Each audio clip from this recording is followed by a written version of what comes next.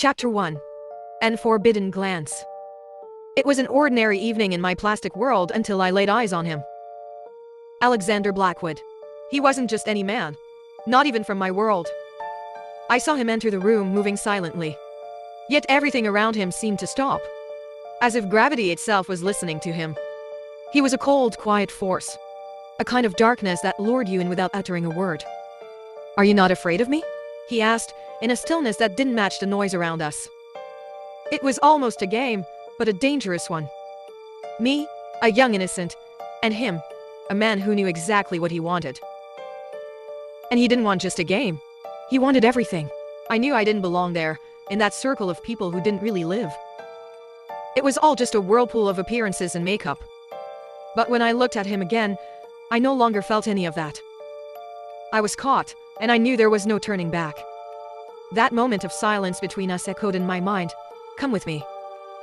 It was more than an invitation, it was an order I couldn't refuse. Chapter 2. The Dangerous Game. I had entered his world.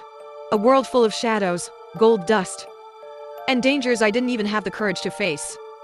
His apartment wasn't like any place I had ever known. It was a fortress of glass and steel. Yet at the same time, it was a trap. I felt small and vulnerable, but at the same time, my attraction to him was impossible to ignore. "Drugs are like love," he told me one evening.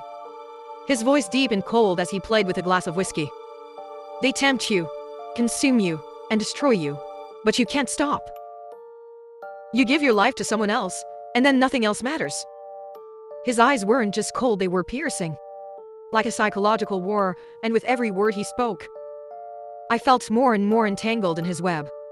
I didn't want to understand, but the attraction and the dangers surrounding me became too powerful. I knew Alexander wasn't just a businessman. He wasn't just a billionaire. Behind his eyes was a dirty world, a world of mafia, drugs, and criminals who feared nothing. There were rumors that his family was involved in illicit affairs. And he, as the heir to his empire, wasn't afraid to use his power to impose his will. But the attraction was far stronger than any fear. "Have you ever thought about what it would mean to live without fear?" he asked, stepping closer, making my heart race in my chest. "Would you drown with me in this dark world? Or would you run and hide?" At that moment, I felt a strange pain in my chest. I was searching for something more. I was searching for an escape from a world that no longer satisfied me.